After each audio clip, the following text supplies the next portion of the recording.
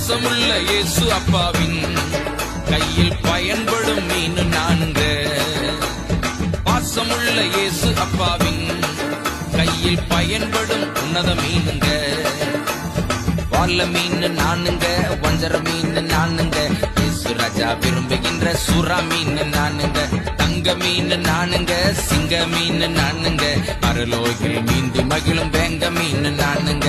மீனுக்கார பெதுரு நானுங்க, ஏசப்பாவின் முதல் சீசங்க.